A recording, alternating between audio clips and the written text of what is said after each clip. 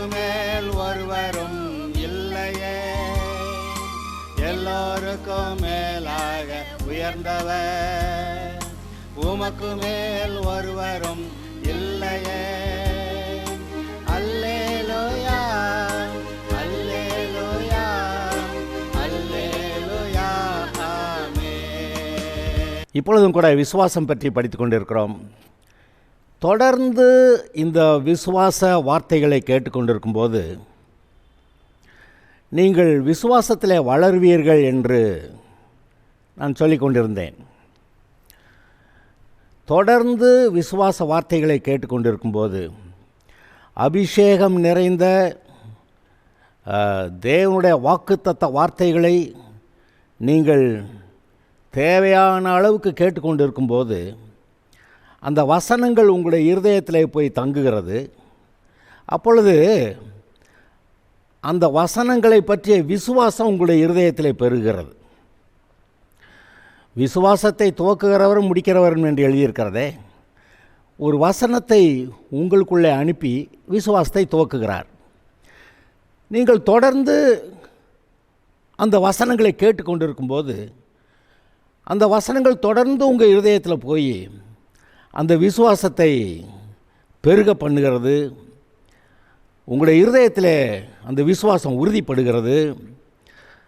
சந்தேகங்கள் மாறுகின்றன, பயங்கள் நீங்குகின்றன. கர்த்தர் எனக்கு சகாயர், அவர் எனக்கு உதவி செய்கிறார், அவராலே நான் ஜெயிக்கிறேன் என்று சொல்லி உங்களுக்குள்ளே ஒரு தைரியம், ஒரு பலன், ஒரு நம்பிக்கை, வருங்காலம் எனக்கு ஆசீர்வாதமாக இருக்கும் என்று உங்களால் சொல்ல முடிகிறது. நீதிமான்களுடைய பாதை நடுப்பகல் வரைக்கும் அதிகமாய் பிரகாசிக்கிற சூரிய பிரகாசம் போல இருக்கும் என்று எழுதியிருக்கிறதே. நான் மறுபடியும் சொல்கிறேன், எழுதியிருக்கிறதே. இன்னொரு முறை சொல்லவா? எழுதியிருக்கிறதே. எழுதியிருக்கிறபடி செய்கிறவர். ஆதலால் இந்த விசுவாச வசனங்களை தொடர்ந்து கேட்போமாக. கடந்த செய்தியில் பாராக், தெபோராள், பாராக் மட்டும் போய் செய்திருக்க வேண்டிய வேலையை தெபோராலும் சேர்ந்து செய்கிற மாதிரி ஆயிடுச்சேன்னா பாராக் சொல்லிட்டான், நீ என்னோட வரலைன்னா நான் போக மாட்டேன். அவனுக்கு பயம், அவனுக்கு இன்னொரு உதவி தேவையாக இருந்தது. தெபோராலும் சொல்லிட்டான், நான் கூட வர்றேன் என்று சொன்னபோது அவள் அப்போவே சொல்கிறா, கர்த்தருடைய வசனமாக அது வந்துருச்சு, நீயா போய் செஞ்சுருந்தேன்னா இந்த பயணத்தோடைய மகிமை உனக்கு உண்டாயிருக்கும். ஆனால் நீ என்னையும் சேர்த்து கூட்டி போகிறேன்னு சொன்னதுனால கடைசிக்கு அந்த சிசேராங்கிற அந்த எதிரியோடைய சேனை அதிபதியை அவனை ஒரு பெண்ணிடத்தில் ஒப்பு கொடுப்பேன், அவள் அவனை கொன்று போடுவாள், ஆதலால் இந்த பயணத்தோடு இருக்க மகிமை ஒரு பெண்ணுக்கு போயிடும் அப்படின்னு தேபாரால் சொல்லிட்டா. இதிலிருந்து நம்ம என்ன நினைக்கிறோம்? கர்த்தர் நமக்கு சொன்னால் நம்ம செஞ்சால் அது நமக்கு நல்லது. ஏன்னா நாம் செய்யும்போது நாம் கர்த்தருடைய நாமத்தினாலே செய்த சகல நன்மைக்கும் பரலோகத்தில் பொக்கிஷங்கள் அங்கே இருக்கின்றன, அங்கே ரிவார்ட்ஸ் நமக்கு இருக்கிறது. ஆனால் பரவாயில்ல, இவன் இன்னொரு உதவியை கேட்டு வாங்கிட்டு போய் அதை செஞ்சான். சரி, இப்பொழுது நம்முடைய வாழ்க்கையிலும் கூட தேவன் பேசுகிற காரியங்களை நம்முடைய வாழ்க்கையிலே நிறைவேற்றுகிறவர். ஆதலால் நாம் அதை தைரியமாக செய்யலாம். நான் மறுபடியும் சொல்லிக்கிட்டு இருக்கேன், இன்னொரு முறை இப்போவும் சொல்கிறேன். கர்த்தர் இஸ்ரவேலர்கிட்ட வனாந்தரத்தில் இருக்கும்போது இஸ்ரவேலர்கிட்ட சொன்னார், அங்கே ராட்சதர்கள் இருக்காங்கன்னு சொல்கிறீங்க, ஆனால் நீங்கள் போங்க, நான் உங்களுக்கு ஜெயம் கொடுப்பேன்னாரு. ஆனால் அவங்க என்ன பண்ணிட்டாங்க? அந்த ராட்சதர்கள் அவங்க கண்ணு முன்னாடி நாங்கள்லாம் வெட்டுக்கிளிகள், எங்கள் கண்ணு முன்னாடியும் அப்படி தான் இருக்குது அப்படிலாம் சொல்லிட்டாங்க, போக முடியாது அப்படின்ட்டாங்க. கடைசியில் அவர்கள் கர்த்தருடைய வார்த்தையை விசுவாசியாமல் போனதுனால வனாந்தரத்தில் அழிந்தார்கள். ஆனால் அவர்களுடைய பிள்ளைகள் 40 வருடங்கள் கழித்து அதே ராட்சதர்களை போய் மேற்கொண்டு ஜெயித்து அந்த தேசங்களை பிடித்து கொள்ளுகிறார்கள்.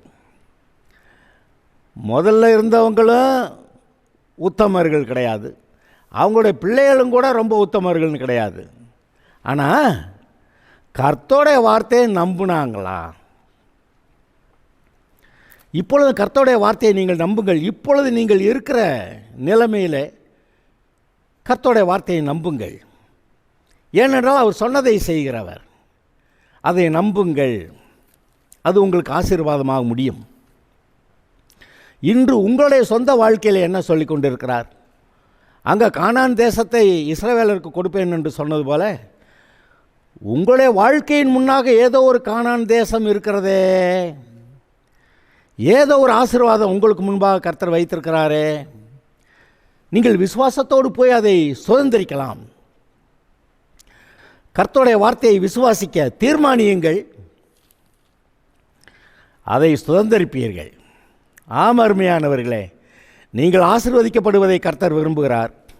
இந்த ஆசீர்வாதம் எப்படி வருகிறது? கர்த்தரையும் அவருடைய வார்த்தையை விசுவாசிக்கிறதுனாலே வருகிறது. நாம் யாரும் பெர்ஃபெக்ட் கிடையாது. சில ரொம்ப இக்கட்டான சூழ்நிலையில் நம்ம இருதயத்தை ரொம்ப பக்குவமாக கரெக்டாக வச்சுருக்கணும் அப்படின்னு நமக்கு தெரியும், வச்சுருப்போம்.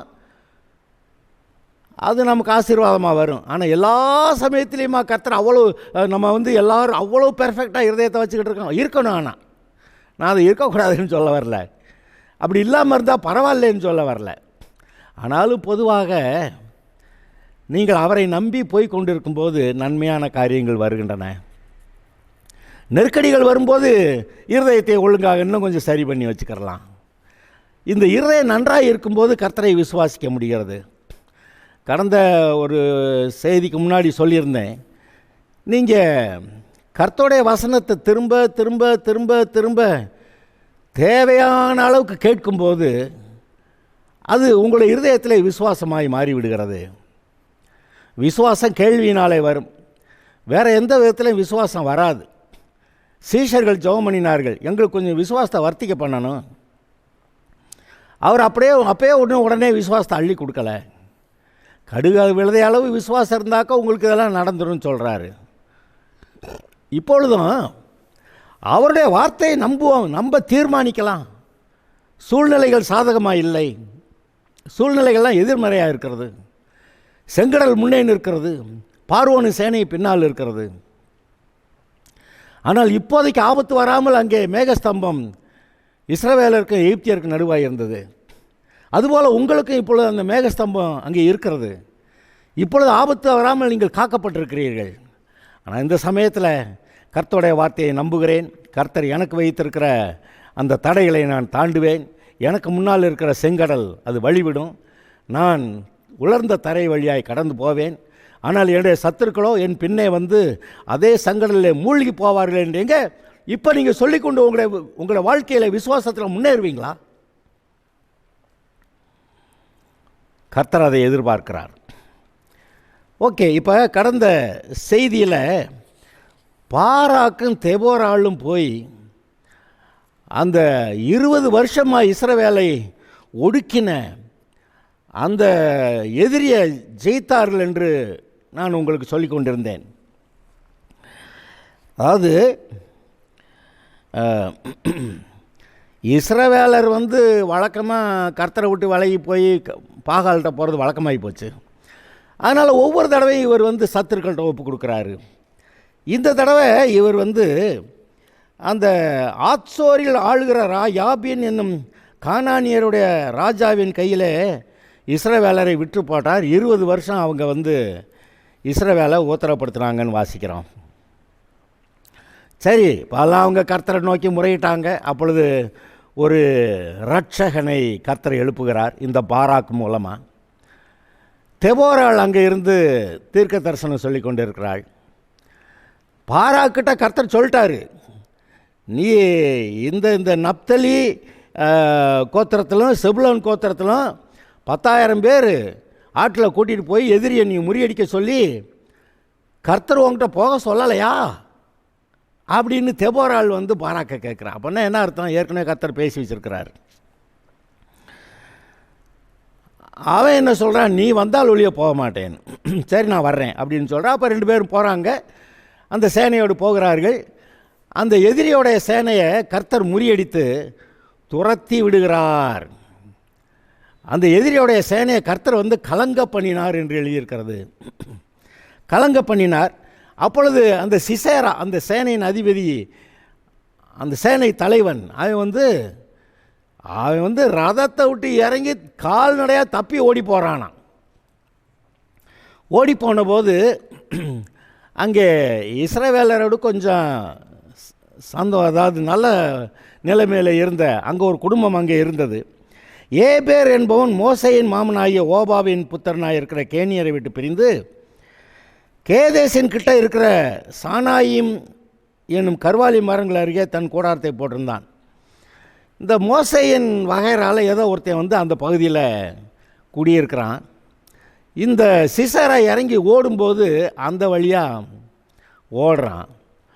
அந்த ஆட்கள் அந்த எதிரியோடைய ஆட்களோட ஓரளவுக்கு நல்ல உறவில் தான் இருக்கிறாங்க. அதனால தான் இந்த சிசரா ஓடி போய் அந்த கூடாரத்தில் போய் இருந்து, நாங்கள் தங்கிக்கிறேன், எனக்கு குடிக்க தண்ணி கொடு அப்படிலாம் கேட்டு வாங்கி குடிச்சிட்டு, யார் வந்து கேட்டாங்க ஒருத்தர் இல்லைன்னு சொல்லிடுன்னு.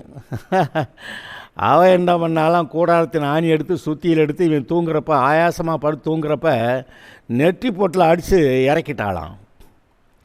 அப்போ சிசேரா, இஸ்ரவேலின் எதிரியாகிய சிசேரா, அவனை ஒரு பெண் கொன்று போட்டாள். அப்படி நடந்திருக்கு அங்கே பாருங்கள். இப்போ தொடர்ந்து இன்னொரு விஷயத்தை நான் உங்களுக்கு அதில் சொல்லணும். நியாயாதிபதிகள் 5வது அதிகாரத்தில், அந்நாளிலே தெபோராலும் அபினோகாமின் குமாரன் பாராக்கும் பாடின பாட்டாவது.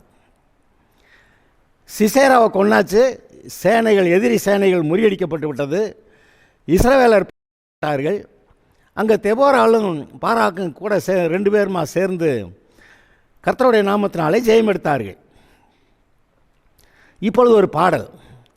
கர்த்தர் இஸ்ரவேலுக்காக நீதியை சரிக்கட்டினது நிமித்தம், ஜனங்கள் மனப்பூர்வமாய் தங்களை ஒப்பு கொடுத்தது நிமித்தம் அவரை ஸ்தோத்திரியுங்கள். ராஜாக்களே கேளுங்கள், அதிபதிகளே செவி கொடுங்கள், நான் கர்த்தரை பாடி இஸ்ரவேலின் தேவனாகிய கர்த்தரை கீர்த்தனம் பண்ணுவேன். கர்த்தாவே, நீர் சேயீரிலிருந்து புறப்பட்டு ஏதோமின் வெளிகளிலிருந்து நடந்து வருகையில் பூமி அதிர்ந்தது, வானம் சொரிந்தது, மேகங்களும் தண்ணீரை பொழிந்தது, கர்த்தருக்கு முன்பாக பர்வதங்கள் கரைந்தது, இஸ்ரவேலின் தேவனாகிய கர்த்தருக்கு முன்பாக சீனாயும் கரைந்தது. ஆனாத்தின் குமாரனாகிய சம்காரின் நாட்களிலும் யாகேலின் நாட்களிலும் பெரும் பாதைகள் பாழாய் கிடந்தது, வழி நடக்கிறவர்கள் பக்க வழியாய் நடந்தார்கள். தெபோராளாகிய நான் எழும்பும் அளவும், இஸ்ரவேலிலே நான் தாயாக எழும்பும் அளவும் கிராமங்கள் பாழாய் போயின, இஸ்ரவேலின் கிராமங்கள் பாழாய் போயின.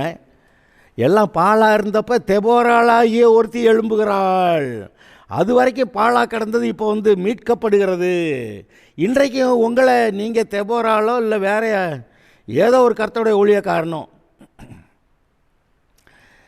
நீங்கள் எழும்பும் அளவும் உங்களை சுற்றிலுமாக இருக்கிற உங்களுடைய குடும்பத்தார் மற்றவர்களுடைய வாழ்க்கையிலே ஒரு பாடுகள் இருந்தது. நீங்கள் எழும்பும் போது அந்த பாடுகள் நீங்குகின்றன, ஆசீர்வாதங்கள் வருகின்றன. அது நடக்கிறது. உங்களுக்கு சொல்லிக் கொண்டிருக்கிறார் கர்த்தர். நூதன தேவர்களை தெரிந்து கொண்டார்கள். யார்? இஸ்ரவேலர். அப்பொழுது யுத்தம் வாசல் வரைக்கும் வந்தது. இஸ்ரவேலிலே 40,000 பேருக்குள்ளே கேடகமும் ஈட்டியும் காணப்பட்டதுண்டோ? ஜனங்களுக்குள்ளே தங்களை மனப்பூர்வமாய் ஒப்பு கொடுத்த இஸ்ரவேலின் அதிபதிகளை என் இருதயம் நாடுகிறது, கர்த்தரை ஸ்தோத்திரியுங்கள். இப்போ தெபோராலும் பாராக்கும் பாடும்போது இந்த இஸ்ரவேல் புத்திரர் தங்களை முழு மனதோட கர்த்தருக்காக ஒப்பு கொடுத்து இந்த யுத்தத்துக்கு வந்தாங்களே, அதுக்காக அவர்கள் ஸ்தோத்திரம் சொல்லுகிறார்கள். வெள்ளை கழுதைகள் மேல் ஏறுகிறவர்களே, நியாயஸ்தலத்திலே வீற்றிருக்கிறவர்களே, வழியிலே நடக்கிறவர்களே, இதை பிரஸ்தாபியுங்கள். எதை? கர்த்தர் இப்படி விடுவித்தார்னு. தண்ணீர் முண்டுகொள்ளும் இடங்களில் வில்வீரரின் இறைச்சலுக்கு நீங்கினவர்கள் அங்கே கர்த்தரின் நீதி நியாயங்களையும் அவர் இஸ்ரவேலில் உள்ள தமது கிராமங்களுக்கு செய்த நீதி நியாயங்களையுமே பிரஸ்தாபப்படுத்துவீர்களாக. அது முதல் கர்த்தரின் ஜனங்கள் ஒளிமுக வாசலிலே போய் இறங்குவார்கள். அது வரைக்கும் அந்த ஒளிமுக வாசலுக்கு வர பயப்பட்டவங்க இப்போ ஊரில் இருக்கவங்க எல்லாம் அந்த ஒளிமுக வாசலில் வருகிறார்கள். தைரியமாக வெளியே வரலாம். விழி விழி தெபோராளே, விழி விழி, பாட்டுப்பாடு, பாராக்கை எழும்பு, அபினோகாமின் குமாரனே, உன்னை சிறையாக்கினவர்களை சிறையாக்கி கொண்டு போ. உன்னை போட்டு உபத்திரவப்படுத்தினாங்களே, நீ அவங்கள சிறையாக்கி கொண்டு போய் நீ என்ன செய்யன்னு. மீதியாயிருந்தவர்கள் ஜனத்தின் பிரபுக்களை ஆளும்படி செய்தார். கர்த்தர் எனக்கு பராக்கிரமசாலிகளின் ஆளுகையை தந்தார். அமலேக்குக்கு விரோதமாக இவர்களுடைய வேர் எப்ராயிமிலிருந்து துளிர்த்தது. இங்கே பாருங்கள், இந்த அமலேக்கு யாருன்றீங்க? இஸ்ரவேலர் எகிப்திலிருந்து வந்தபோது இந்த அமலேக்கு இஸ்ரவேலுக்கு விரோதமாக வந்தது மட்டுமல்ல, அந்த பின் பாளையத்தில் இருந்தவர்களை கொஞ்சம் பேரை கொண்டு போட்டானா. அப்போ தான் மோசே வந்து மலை மேலே இருந்து கைகளை உயர்த்தி பிடிச்சிருந்தான். அப்போ இஸ்ரவேலர் ஜெயித்தார்கள். கை வலிக்குதுன்னு கீழே போட்டப்போ அந்த அமலேக்கு ஜெயித்தான். அதனால் ஊர் ஆரோன் 2 பேரும் சேர்ந்து அவனை கல்லை புரட்டி வச்சு அது மேலே உட்கார வச்சுட்டு அவன் கையை பிடிச்சிருந்தாங்க சாயந்தரம் இஸ்ரவேலரை ஜெயிக்கும் வரைக்கும். இந்த அமலேக்குக்கு விரோதமாக இவர்களுடைய வேர் எப்ராயிமிலிருந்து துளிர்த்தது. எப்ராயிமில் இருந்த ஜனங்கள்லாம் எழும்பி அமலேக்குக்கு விரோதமாக வந்து இப்போ அந்த கோஷ்டியை அழித்தாங்க. உன் ஜனங்களுக்குள்ளே பென்யமீன் மனுஷர் உனக்கு பின் சென்றார்கள். மாகீரிலிருந்து அதிபதிகளும் செபுலோனிலிருந்து எழுதுகோலை பிடிக்கிறவர்களும் இறங்கி வந்தார்கள். இசக்காரின் பிரபுக்களும் தெபோராளே இருந்தார்கள். பாராக்கை போல இசக்கார் மனுஷரும் பள்ளத்தாக்கில் கால்நடையாய் அனுப்பப்பட்டு போனார்கள். ரூபனின் பிரிவினைகளால் உண்டான இருதயத்தின் நினைவுகள் மிகுதி. இந்த மாதிரி எதிரியை தோற்கடிக்கிறதுக்கு பாராக்கு தெபோரால் போகிறப்ப இந்த ரூபானியர் வந்து என்னமோ ஒரு குழப்பம் பண்ணி இன்னும் நிறைய பேர் இந்த பாராக் தெபோராலாடைய போய் அந்த எதிரியை யுத்தம் பண்ணி அழிக்க போகிறத கெடுத்துட்டாங்க இந்த ரூபானியர். அதை பற்றி ஒரு வரி இந்த இடத்துல இருக்குது பார்த்தீங்களா? மந்தைகளின் சத்தத்தை கேட்க நீ தொழுவங்களின் நடுவே இருந்து விட்டது என்ன? யுத்தத்துக்கு போகாம அங்கே மாடுகளை பார்த்துக்கிட்டு இருந்துட்டியே. ரூபனின் பிரிவினைகளால் மனோ விசாரங்கள் மிகுதி. கீலேயாத்து மனுஷர் யோர்தானுக்கு அக்கறையில் இருந்து விட்டார்கள். கீலேயாத்து மனுஷர் யோர்தானுக்கு அக்கறையில் இருந்து உதவிக்கு வரல. தான் மனுஷர் கப்பல்களில் தங்கியிருந்தது என்ன? தான் மக்களும் கோத்திரத்து மக்களும் வரல. ஆசேர் மனுஷர் கடற்கரையிலே தங்கி தங்கள் குடாக்களில் தாபரித்திருந்தார்கள். அவங்களும் இந்த உதவிக்கு வரல. செபுலோனும் நப்தலியும் போர்க்களத்து முனையிலே தங்கள் உயிரை எண்ணாமல் மரணத்துக்கு துணிந்து நின்றார்கள். இங்கே பாருங்க, அந்த எதிரியை சந்திக்க போகும்போது இந்த 2 கோத்திரத்தாரும் செபுலோனும் நப்தலியும் உயிரை பணைய வச்சு போனாங்கன்னு இந்த இடத்துல எழுதியிருக்கு. அது உண்மையாக தானே இருந்திருக்க முடியும். ராஜாக்கள் வந்து யுத்தம் பண்ணினார்கள். அப்பொழுது கானானியரின் ராஜாக்கள் மெகிதோவின் தண்ணீர் அருகே தானாக்கிலே யுத்தம் பண்ணினார்கள். அவர்களுக்கு திரவிய கொள்ளை கிடைக்கவில்லை. அங்கே இருக்கிறதா இன்னும் கொஞ்சம் அள்ளிட்டு போகலான்னு பார்த்தாங்க எதிரிகள். அது நடக்காமல் போச்சு. என்ன நடந்ததானா? வானத்திலிருந்து யுத்தம் உண்டாயிற்று. நட்சத்திரங்கள் தங்கள் அயனங்களிலிருந்து சிசேராவோட யுத்தம் பண்ணின. பாருங்க, பார்வோனு சேனையை இந்த இஸ்ரவேலரை பின்பற்றின போது செங்கடல்ல அங்கே கர்த்தர் மேலே மேகங்கள் மேலே இருந்து பார்த்து அவர்களை கலங்க பண்ணினார்னு எழுதியிருக்கு. அவர்கள் வருத்தத்தோடு தங்களை ரதங்களை நடத்தும்படி பண்ணினார். அந்த சக்கரங்கள்லாம் கலண்டு போச்சு. அப்படியெல்லாம் எழுதியிருக்கு. கடைசியில் அவர்கள் தோற்று போனார்கள். அவர்கள் அங்கே செங்கடலில் மூழ்கி போனார்கள். இங்கே என்ன சொல்லி, அதாவது இது முந்தின அதிகாரத்தோடு விட்டுருந்தோம்னாக்க நமக்கு இந்த விவரம் தெரிஞ்சிருக்காது. ஆனால் அவர்கள் யுத்தத்தில் ஜெயித்தார்கள், இஸ்ரவேலர் ஜெயித்தார்கள். ஆனால் என்ன நடந்திருக்க இடையில? வானத்திலிருந்து யுத்தம் உண்டாயிற்று. நட்சத்திரங்கள் தங்கள் அயனங்களிலிருந்து சிசாரையோட யுத்தம் பண்ணின. ஆஹா, கர்த்தரே தம்முடைய தூதர்களை வச்சு இங்கே இஸ்ரவேலின் எதிரிகளாகிய சிசேரா அவர்களோட கூட யுத்தம் பண்ணியிருக்கிறாருன்னு தெரியுது. இதுபோல் இன்னொரு செய்தி எங்கே கேட்டிருக்கீங்க? அங்கே யோசுவாவும் இஸ்ரவேலரும் அந்த கிபியோனியர் வந்து அவங்களோட ஒரு உடன்படிக்கை பண்ணிக்கிட்டாங்க. இப்போ அவங்கள காப்பாற்றுறதுக்காக போகும்போது இவர்களுக்கு விரோதமாக எழும்பின அந்த 4 ராஜாக்கள், அந்த 4 ராஜாக்களையும் எப்படி கர்த்தர் வந்து அழித்தார் என்று நீங்கள் வாசிக்கிறீர்கள். இருட்ட போகுது, கர்த்தாவே சூரியன் இங்கே சந்திரன் நிற்கட்டும், இந்த பகல் வெளிச்சம் இன்னும் கொஞ்சம் நேரம் நீண்ட நேரம் இருக்கட்டும், நாங்கள் சத்துருக்களை நிர்மூலம் பண்ணுன்னு கேட்டபோது அப்படியே அந்த சூரியன் சந்திரன் அந்தந்த இடத்துல நின்றுச்சான். அப்பொழுது இஸ்ரவேலர் எதிரிகளை மேற்கொண்டார்கள். அதில் என்ன வினோதமாக எழுதியிருக்குன்னா, கர்த்தர் வானத்திலிருந்து பெரிய கற்களை எரிந்து அந்த சத்துருக்களோட யுத்தம் பண்ணினார்.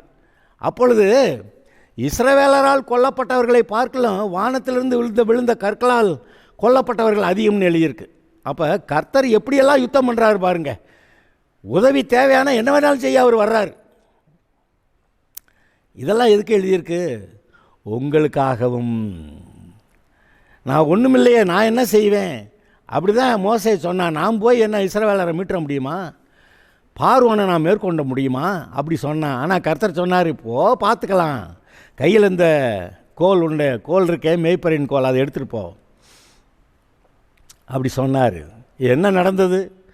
அங்கே நடந்த அற்புதங்கள், அங்கே உண்டான வாதைகள், கடைசியில் மோசே வந்து இஸ்ரவேல் ஜனங்களை அந்த பார்வோனின் கண்களுக்கு முன்பாக அவன் அழைத்து வருகிறான். இன்றைக்கும் கூட அநேகர் இதுபோல் பிசாசோடைய பிடியிலே, வியாதியிலே, கட்டுகளில் இருக்கிறவர்களை நீங்கள் போய் விடுவிக்கத்தக்கதாக கர்த்தர் உங்களை பயன்படுத்துவார்னு எத்தனை பேர் நீங்கள் விசுவாசிக்கிறீங்க? நீங்கள் விசுவாசியுங்கள், அது நடக்கும். கர்த்தாவே, என்னை எதற்காக தெரிந்து கொண்டீரோ, என்னுடைய வாழ்க்கையில் நான் என்ன செய்ய வேண்டும் என்று தீர்மானித்திருக்கிறீரோ அதை என்னை கொண்டு செய்வீர் என்று விசுவாசிக்கிறேன், ஆதலால் முன்னேறுகிறேன், உம்முடைய உதவி உண்டாயிருக்க கடவுள் அப்படி சொன்ன மாத்திரத்தில் அந்த உதவி அங்கே வந்திருக்கும். வானத்திலிருந்து யுத்தம் உண்டாயிற்று. நட்சத்திரங்கள் தங்கள் அயனங்களிலிருந்து சிசாராவோட யுத்தம் பண்ணின. கீசோன் நதி, பூர்வ நதியாகிய கீசோன் நதியே அவர்களை அடித்து கொண்டு போயிற்று. அந்த நதியே அவர்களை அடித்து கொண்டு போயிற்று. என் ஆத்மாவே, நீ பலவான்களை மிதித்தாய். அப்பொழுது குதிரைகளின் குழம்புகள் பாய்ச்சலினாலே, பலவான்களின் பாய்ச்சல்களினாலே பிளந்து போயின. குதிரையோட குழம்பு பிளந்து போச்சுன்னா அது எப்படின்ட்டு ஓடுறது?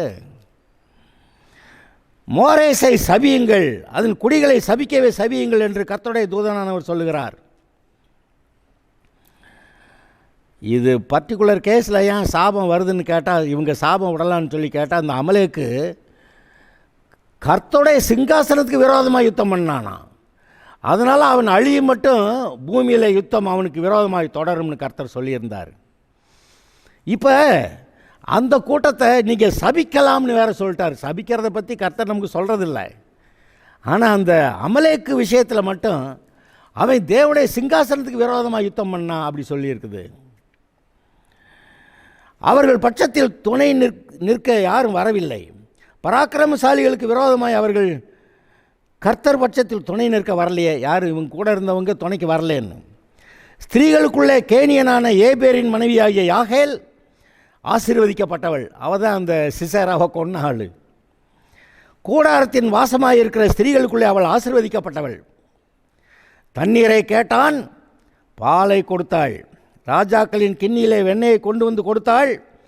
தன் கையால் ஆணியையும் தன் வலது கையால் தொழிலாளரின் சுத்தியையும் பிடித்து சிசேராவை அடித்தாள். அவன் நெற்றியிலே உருவ கடாவி அவன் தலையை உடைத்து போட்டாள். நெற்றியிலேன்னா நெறியில், ஆக்சுவலாக இந்த இடத்துல அப்படி குத்துனாங்கிட்ட அடித்தா அது எப்படி அவன் பிழைப்பான் பாருங்க. அப்படி அடிச்சு போட்டா. அவள் கால் அருகே அவன் மடங்கி கிடந்தான். அவள் கால் அருகே அவன் மடங்கி கிடந்தான். அவள் கால் அருகே மடங்கி விழுந்தான். அவன் எங்கே மடங்கி விழுந்தானோ அங்கே மடிந்து கிடந்தான். கர்த்தருடைய ஜனங்களுக்கு விரோதமாக யுத்தத்துக்கு வருகிறவர்களுக்கு இதான் நடக்கும். சிசேராவின் தாய் ஜன்னலிலே நின்று பலகனி வழியாய் பார்த்து கொண்டிருந்து, சிசேரா யுத்தத்துக்கு போயிருக்கிறான், சரி ஜெயித்துட்டு வருவான் அப்படின்னு சந்தோஷமாக அவள் எதிர்பார்த்துக்கிட்டு இருக்கிறான். ஜன்னல் வழியாய் பார்த்து கொண்டிருந்து அவனுடைய ரதம் போனது என்ன? அவனுடைய ரதங்களின் ஓட்டம் தாமதிக்கிறது என்ன என்று புலம்பினாள். அந்த சிசேரா தான் பாருங்க இஸ்ரவேலுக்கு விரோதி. அவன் இன்னும் காணுமே அப்படின்னு அவள் தாய் வந்து ஜன்னலை திறந்து வச்சுட்டு, என்ன இன்னும் காணா, ரதங்களை காணா, புலம்ப ஆரம்பிச்சிட்டான். அவளுடைய நாயகிகளில் புத்திசாலிகள் அவளுக்கு உத்தரவு சொன்னதுமன்றி அவள் தனக்கு மறுமொழியாக அவர்கள் கொள்ளையை கண்டுபிடிக்கவில்லையோ? சிசேரா ஆட்கள் போய் இஸ்ரவேலரை அடித்து பிடிச்சி அங்கெல்லாம் கொள்ளையடிக்கலையா? கொள்ளையடிச்சுக்கிட்டு இருக்காங்க. அதை பங்கிட வேண்டாமோ? ஆளுக்கு 2 பெண்களையும் சிசேராவுக்கு கொள்ளையிட்ட பல வர்ணமான ஆடைகளையும் கொள்ளையிட்ட பல வர்ணமான சித்திர தையல் ஆடையையும் கொள்ளையிட்டவர்களின் கழுத்துக்கு இருபுறமும் பொருந்தும் சித்திர தையில் உள்ள பல வர்ணமான ஆடைகளையும் கொண்டு வர வேண்டாமோ, கொடுக்க வேண்டாமோ என்றாள். அவள் தனக்குள்ளே சொல்லிக்கிறா. அவளுக்கு துணையாக இருக்கக்கூடிய நாயைகள்னு சொல்கிறாங்க. சிசேரா அங்கெல்லாம் ஜெயிச்சு அந்த இஸ்ரவேலரெல்லாம் கொள்ளையடித்து அங்கே இருக்க இந்த துணிமணிகள்லாம் உரிந்து கொண்டு அங்கே யுத்தத்துக்கு போனவங்களுக்கு ஆளுக்கு 2 பெண்களையாவது அவர்கள் கொண்டு வர்றது இல்லையா? வரமாட்டாங்களா? அதுக்காகத்தானே லேட் ஆகுது. எதுக்கு லேட் ஆகுது? சிரிப்பாக தான் வருது. ஆளுக்கு 2 பெண்களையும் சிசேராவுக்கு கொள்ளையிட்ட பலவர்ணமான ஆடைகளையும் கொள்ளையிட்ட பலவர்ணமான சித்திர தையல் ஆடைகளையும் கொள்ளையிட்டவர்களின் கழுத்துக்கு இருபுறமும் பொருந்தும் சித்திர தையில் உள்ள பலவர்ணமான ஆடைகளையும் கொடுக்க வேண்டாமோ? அப்போ நிறையா கொள்ளையடிச்சிட்டு வந்தால் தானே கூட யுத்தத்துக்கு வந்தவங்களுக்கெல்லாம் கொடுக்க முடியும் என்றாள். கர்த்தாவே, இப்போ தேபோரால் கடைசி வார்த்தையை சொல்லி முடித்து பாடுறா. கர்த்தாவே, உம்மை பகைக்கிற யாவரும் இப்படி அழிய கடவர்கள். இந்த சிசாரா எப்படி அழிந்தானோ அதுபோல் அழிய கடவர்கள். அவரில் அன்பு கூறுகிறவர்களோ வல்லமையோடு உதிக்கிற சூரியனை போல இருக்க கடவர்கள் என்று பாடினார்கள். அருமையானவர்களே, நீங்கள் கர்த்தருடைய சித்தத்தில் இருந்து செயல்பட்டீங்கன்னா, கர்த்தர் சிசாராட்ட நம்ம பாராக்கிட்ட சொல்லியிருந்தார், செபுலோன் நப்தலி அந்த கோத்திரங்களில் மொத்தம் ஒரு 10,000 பேரை பிடிச்சிட்டு கூட்டிகிட்டு நீ போய் சிசேராவுக்கு விரோதமாக யுத்தத்துக்கு போன்னு சொல்லியிருந்தார். அவன் நகரலை, பயந்துக்கிட்டு இருந்தான். ஆனால் தெபோராள் கூப்பிட்டு கேட்குறான், கர்த்தர் உங்ககிட்ட இதெல்லாம் சொல்லலையா? நீ ஏன் அங்கே இருக்கிற? போய் செபுலோன் நப்தலி ஆட்களை கூட்டிகிட்டு போ. அவன் சொல்கிறான், நீ வந்தாலும் வெளியே போக மாட்டேன்னு. சரி, நான் வர்றேன் அப்படின்னு சொல்லி அவளும் போக, அங்கே யுத்தத்தில் கர்த்தர் அந்த இஸ்ரவேலுக்கு ஆதரவாக இருந்து இஸ்ரவேலின் பகைஞரோட யுத்தம் பண்ணினார். அங்கே வாசித்தான், வானத்திலிருந்து யுத்தம் உண்டாயிற்று. வானத்திலிருந்து நட்சத்திரங்கள் தங்கள் அயனங்களிலிருந்து சிசேராவோட யுத்தம் பண்ணின. கர்த்தரே யுத்தம் பண்ணுறார். கர்த்தர் உங்களுக்கு எனக்கு யுத்தம் பண்ணலையா? கர்த்தர் நமக்காக யுத்தம் பண்ணுகிறார். கர்த்தர் நம்ம யுத்தத்துக்கு பழக்க வைக்கிறார், நமக்காக வழக்காடுகிறார். அருமையானவர்களே, இன்றும் இந்த வார்த்தை இம்மானுவேல், இந்த வார்த்தையை நினைத்து பாருங்கள். கர்த்தர் உங்களோடு கூட இருக்கிறார், உங்களுக்காக யுத்தம் பண்ணுகிறார். அங்கே பயந்து கொண்டிருந்த பாராக்குக்கு தைரியம் சொல்லுவதற்கு அங்கே ஒரு தெபோராள். அருமையானவர்களே, இன்று உங்களுக்கு கூட இந்த செய்தி மூலமாய் ஒரு தைரியம் உண்டாகத்தக்கதான வசனம் வருகிறது. தெபோராள் கூப்பிட்டா, அவனை கேட்டா, பாராக்க, கர்த்தர் உங்கள்கிட்ட ஏற்கனவே சொல்லலையா? இப்போது நான் சொல்கிறேன், நீ புறப்படு, யுத்தத்துக்கு போன்னு சொல்கிறான். இப்பொழுது நான் சொல்லுகிறேன், ஆவிக்குரிய யுத்தத்தை ஆரம்பியுங்கள். இயேசுவின் நாமத்தினால் ஆவிக்குரிய யுத்தத்தை ஆரம்பம் பண்ணுங்கள். சத்துருவை முறித்து போடுவீர்கள். ஆமாம், கர்த்தர் உங்களோடு கூட இருந்து உங்களுக்காக யுத்தம் பண்ணுவார். அப்பொழுது உங்களுடைய சத்துருக்கள் ஒரு வழியாய் 7 வழியாய் ஓடி போவார்கள். அது வியாதியாக இருந்தாலும் சரி, பிசாசுடைய கட்டுகளாக இருந்தாலும் சரி, அவைகள் முறிந்து போகும். கர்த்தருடைய அபிஷேகத்தினாலே பிசாசின் கட்டுகள் அதெல்லாம் முறிந்து போகும். கர்த்தர் உங்களோடு கூட இருக்கிறார். ஜெயம் கொடுக்கும்படி கர்த்தர் உங்களோடு கூட உங்களுடைய பாளையத்தில் உலாவிக் கொண்டு இருக்கிறார் என்று நான் உங்களுக்கு சொல்லுகிறேன். தைரியம் கொள்ளுங்கள், திடன் கொள்ளுங்கள். தெபோராள், பாராக் என்பவர்களோடு கூட இருந்து இஸ்ரவேலுக்கு ஜெயம் கிடைக்க பண்ணி அந்த அடிமைத்தனத்திலிருந்து இஸ்ரவேலை மீட்ட தேவன் இன்று உங்களோடு கூட இருக்கிறார். பி போல்ட், தைரியம் கொள்ளுங்கள், திடன் கொள்ளுங்கள், எழும்புங்கள். கர்த்தர் உங்களோட கூட இருக்கிறார். Okay, God bless you.